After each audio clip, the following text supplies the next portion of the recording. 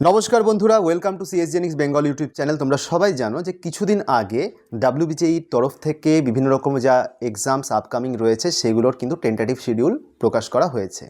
তাহলে এই সময় দাঁড়িয়ে আমাদের জেকার জন্য আর খুব বেশি দিন সময় বাকি নেই। জেকার টেন্টাটিভ ডেট যেহেতু 14 জুন দেওয়া রয়েছে, তাহলে এই 60 দিনের মধ্যে তোমাদের প্রিপারেশন স্ট্র্যাটেজি কীরকম হওয়া উচিত, কীভাবে পড়লে, কি পড়লে তোমরা জেকায় তোমাদের র্যাঙ্কটাকে আরও বেটার করতে পারো, আজকের ভিডিওতে আমরা সেগুলোকে নিয়ে ডিসকাস করব।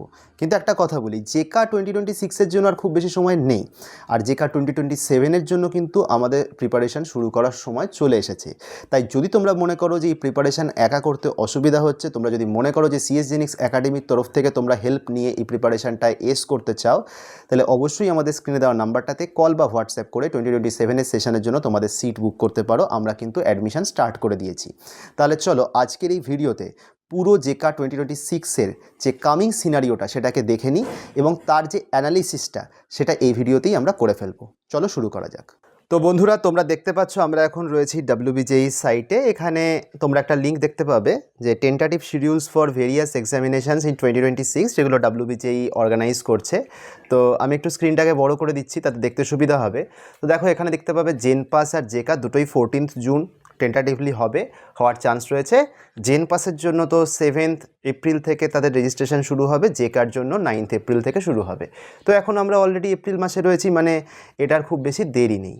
তো যদি আমরা ধরে নিই 9 এপ্রিল থেকে পুরো প্রসেসটা শুরু হবে, তাহলে 9 এপ্রিল থেকে 14 জুন এই টাইমটার মধ্যে কতটুকু সময় বাকি আছে। দেখো, জেকার এতদিনকার ইতিহাসে প্রিপোন হওয়া, পোস্টপোন হওয়া দু রকমেরই ঘটনা ঘটেছে। কোনটা ঘটবে এক্স্যাক্টলি সেটা কি তুমি আগে থেকে বলতে পারি? Definitely not. কিন্তু আপাতত আমরা ধরে রাখতে পারি যে 2 মাস মতন সময় আছে। এই 2 মাসের সময় প্রিপারেশান কিভাবে নেওয়া উচিত, ফার্স্ট কথা যেটা ক্লিয়ার করে নাও মাইন্ডে, যা পড়েছো এই অবধি ব্যাস ওইটুকুই ফাইনাল।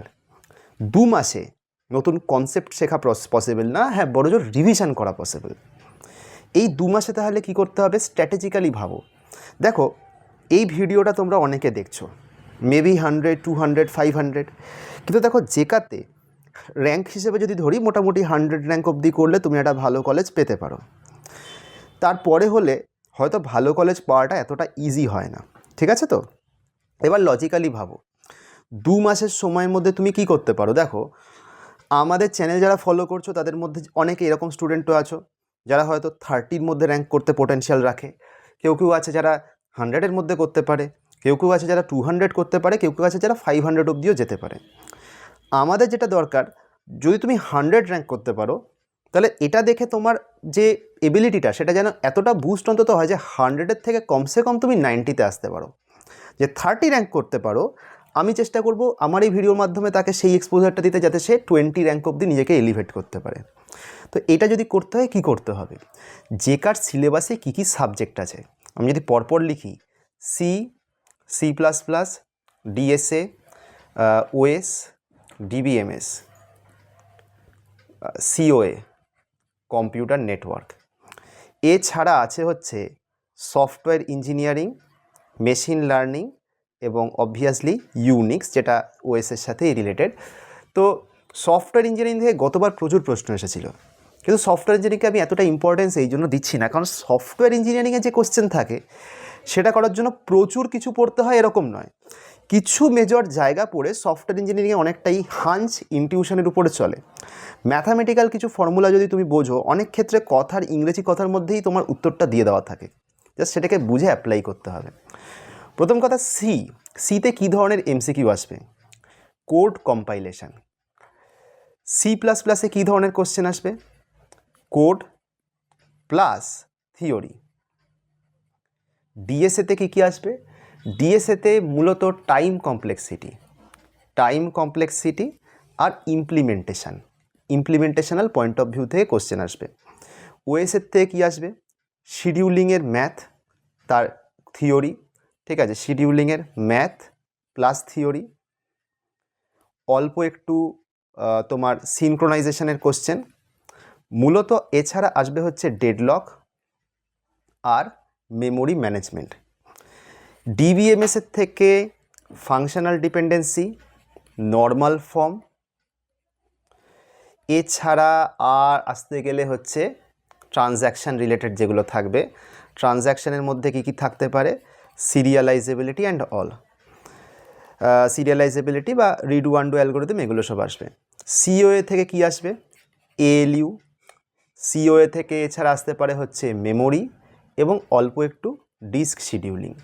সিএন থেকে কী কী আসবে, আইপি, ম্যাথ, এছাড়া সাবনেট, ঠিক আছে। এছাড়া টিসিপি আইপি, ওএসআই, আদার যে প্রোটোকল মানে আদার যে আমার নেটওয়ার্ক মডেলসগুলো রয়েছে সেই মডেলগুলোর লেয়ার ওয়াইজ যে কাজ হয় সেগুলো, এবং আদার প্রোটোকলস যেগুলো রয়েছে যেমন ধরো এসএমটিপি, আইসিএমপি, সেইগুলো থেকে এমসিকিউ আসবে। এছাড়া software engineering ML Unix, Unix থেকে মূলত কমান্ড, সিস্টেম কল। যদি আমি সফটওয়্যার ইঞ্জিনিয়ারিংয়ের কথা বলি তাহলে এখান থেকে আসবে এসডিএলসি, এখান থেকে আসবে রিস্ক, এখান থেকে আসবে হচ্ছে আমাদের আদার নিউমেরিক্যালস লাইক তোমার যেগুলো হচ্ছে কোকোমো, মূলত কোকোমো থেকে অনেকটা প্রশ্ন আসার জায়গা আছে।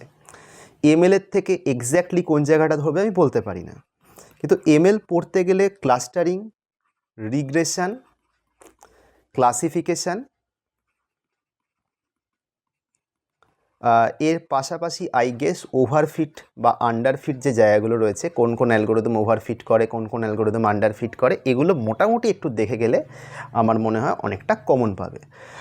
100 কোশ্চেন্স থাকবে, 80 কোশ্চেন হচ্ছে এমসিকিউ আর 20 কোশ্চেন হচ্ছে এমএসকিউ। এবার এদের মধ্যে বুঝতে হবে এমসিকিউতে নেগেটিভ মার্কিং আছে, এমএসকিউতে নেগেটিভ মার্কিং নেই। তাহলে এইখানে বুঝতে হবে 20টা এমএসকিউ, এতে কীরম নাম্বার থাকে, এমসিকিউতে 1 নাম্বার করে থাকে, এমএসকিউতে 2 নম্বর করে থাকে, মানে 80 + 20 হচ্ছে তোমার 120।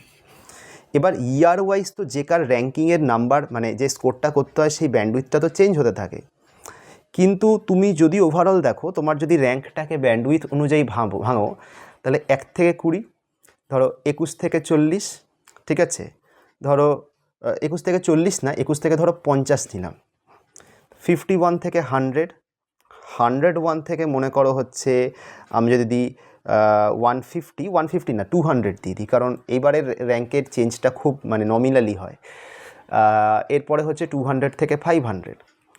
প্রথম ক্যাটাগরিতে বিলং করতে গেলে তোমার 95+ স্কোর লাগবে, দ্বিতীয়টাতে বিলং করতে গেলে তোমাকে 80+ স্কোর হোল্ড করতেই হবে কমসে কম, মিনিমাম 80+ না লিখে সেফ হবে আমি যদি 85+ লিখি। থার্ডের ক্যাটাগরিতে বিলং করতে গেলে তোমার 80+ হলে চলবে।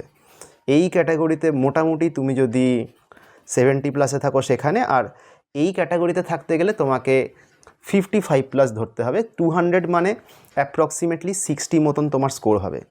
তো আমি সুবিধার জন্য 55+ লিখছি। এবার যদি আমার টপটা টার্গেট হয় তাহলে 95 পেতে গেলে কি করতে হবে, 95 পেতে গেলে এই 20 × 2 তে 40 হবে, এই 40তে তোমাকে স্কোর করতে হবে অ্যাটলিস্ট 30, এখানে তোমাকে স্কোর করতে হবে 65, তবেই তুমি 95 স্কোর করতে পারবে।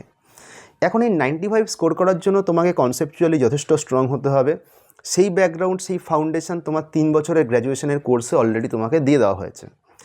কিন্তু যদি তুমি ক্লাসের পড়া থেকে ইকুয়ালি বেনিফিট না পেয়ে থাকো, অনেকে পেয়েছে অনেকে পায়নি, তাহলে তোমাকে তোমার মতন করে তোমার প্রিপারেশানটাকে কাস্টমাইজ করতে হবে। সেই উপায়টা কোথায়, এই মুহূর্তে নতুন পড়ার চেষ্টা করো না, যে জিনিসটা এখানে মেনলি করো সেটা হচ্ছে উইকলি প্রিপারেশান নাও। 8 উইক টাইম আছে, সি আর ডিএসএ দুটো রিলেটেড টপিক রয়েছে, এদের পড়ার জন্য 12 ডেজ ধরো, 60 ডেজ টাইম আছে, 12 ডেজ। C++ আমি লিখলাম না, কেন লিখলাম না একটু পরে বলছি।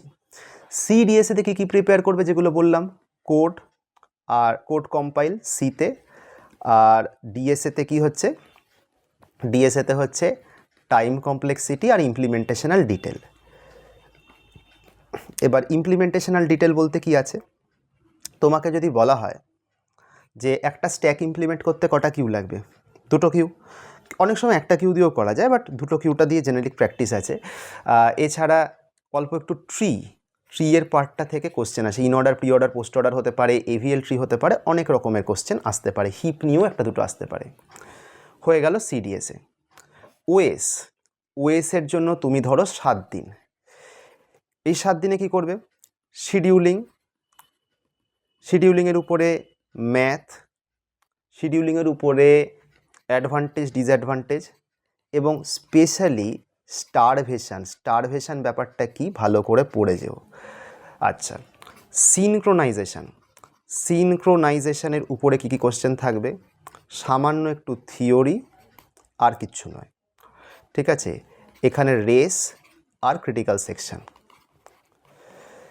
এরপরে থাকে ডেডলক, এখানে প্রিভেনশন, মিউচুয়াল এক্সক্লুশন, এছাড়া অল্প একটু ওয়েট ফর গ্রাফ পড়ে রাখতে পারো, যেটা ডেডলক রিকভারির জন্য কাজে লাগবে। ডিবিএমএসে কী পড়তে হবে আমি অলরেডি বলে দিয়েছি। এর ছাড়া ইয়ার ডায়াগ্রামটাকে ভালো করে দেখে নিয়ে যেও। ইয়ার ডায়াগ্রাম থেকে 2 থেকে 3টে কোশ্চেন আসতে পারে। সিএন কম্পিউটার নেটওয়ার্ক খুব বেশি কিছু পড়তে বলবো না, লেয়ার, প্রোটোকল আর আইপি ম্যাথ। ডান। এবার ডিবিএমএসের জন্য আমি তোমাকে 5 দিন দেব, সিএনের জন্য তোমাকে আমি 8 দিন দেব, 8 ডেজ। ঠিক আছে, তাহলে আমাদের 60 দিনের মধ্যে এখনও পার হয়েছে 19 আর 5 24 আর 8 32। এবার সফটওয়্যার ইঞ্জিনিয়ারিং, এমএল, ইউনিক্স, এই 3টে তুমি 8 থেকে 9 দিনের মধ্যে কমপ্লিট করো। যেগুলো পড়তে হবে অলরেডি বলে দিয়েছি। ইউনিক্সে কি বলেছি? ইউনিক্সে বলে দিয়েছি কমান্ডার সিস্টেম কল, ওর বেশি আর কিছু ডিটেলে বলার দরকার নেই। ঠিক আছে, সিওএ অল্প একটু পড়ে রাখো, সিওএ 8 দিন ধরো। সিওএ 8 দিনে এএলইউ আর মেমোরি পাইপলাইন অল্প একটু দেখে রাখতে পারো। এরপরে লাস্ট আমি বলছি C++, লাস্ট 5 দিন সময় নাও। এখানে পড়ে রাখো হচ্ছে পলিমরফিজম, ইনহেরিটেন্স, আর এইগুলোর পাশাপাশি পড়ে রাখো হচ্ছে টেমপ্লেট। ঠিক আছে, টেমপ্লেট। আর C++-এর জন্য অল্প একটু ফাইল হ্যান্ডেলিং পড়ে রাখো। ঠিক আছে, হয়ে গেল। লাস্ট এই সময়টা শুধু পড়ে রাখা নয়, এই সময়টাতে টেস্ট সহকারে টেস্ট দিয়ে যেতে হবে। আর এইবারে যেটুকু সময় বাঁচলো লাস্ট 10 দিন, 10 ডেজ, এই 10 দিনে চেষ্টা করো প্রত্যেক দিন একটা করে টেস্ট দিতে। 10 ডেজ 10 টেস্টস। ঠিক আছে, পুরো একটা ফুল টেস্ট নিজে বানাও, নাহলে আমাদের টেস্ট অবশ্যই আছে, আমাদের সাথেও কন্ট্যাক্ট করতে পারো। ঠিক আছে, 10টা টেস্ট তোমরা এখান থেকে দাও। ঠিক আছে, এই 10টা টেস্ট চেষ্টা করো টাইমে ফিনিশ করতে, এবং রেগুলার নিজের যেগুলো ভুল হচ্ছে সেই ভুলগুলোকে অ্যানালিসিস করো। আমার মনে হয় এতে তোমাদের র্যাঙ্ক অন্ততপক্ষে যা হতে পারতো তার থেকে 10 to 15% বেটার হবে। আবারও বলছি, এই স্ট্র্যাটেজি যদি ফলো করো আমি গ্যারান্টি দিতে পারি যা তোমরা স্কোর করতে তার থেকে অনেক বেটার স্কোর করবে। বাট অবভিয়াসলি এটা তোমাদের সবার নিজস্ব হ্যান্ডেলিং স্ট্র্যাটেজির উপর ডিপেন্ড করছে। আমি শুধু তোমাদেরকে সবাইকে বলবো যে প্রিপারেশান নতুন করে ফান্ডামেন্টাল থেকে আর নেওয়ার দরকার নেই, পুরোটাই চলে যাও টেস্টে। যারা ভিডিওটা ধৈর্য ধরে দেখলে তাদেরকে অনেক ধন্যবাদ। এই যে কন্টেন্টটা আমরা পুরো আউটলাইন করে দিলাম, আমরা চেষ্টা করব এই কন্টেন্টের উপরে তোমাদের কাছে এই লাস্ট মোমেন্টে আরও ভিডিওস নিয়ে আসতে, যাতে তোমরা আমাদের চ্যানেল থেকেই প্রিপারেশানটা করতে পারো। এবং অবভিয়াসলি যারা ভিডিওটা ধৈর্য ধরে দেখলে তাদের জন্য আবারও বলছি, চেষ্টা করো যে এই ভিডিওটা যেন তোমাদের যে সমস্ত বন্ধুরা জেকা অ্যাসপিরেন্ট তাদের কাছেও যেন সার্কুলেট হয়, তারাও যেন এর থেকে ইকুয়ালি বেনিফিটেড হতে পারে। সকলকে অল দ্য ভেরি বেস্ট। খুব তাড়াতাড়ি এই সিরিজের নতুন ভিডিও নিয়ে আমরা আবারও আসবো। তার আগে আসবো হচ্ছে 9th এপ্রিল, যেদিন তোমাদের জেকার রেজিস্ট্রেশন স্টার্ট হবে। Thank you.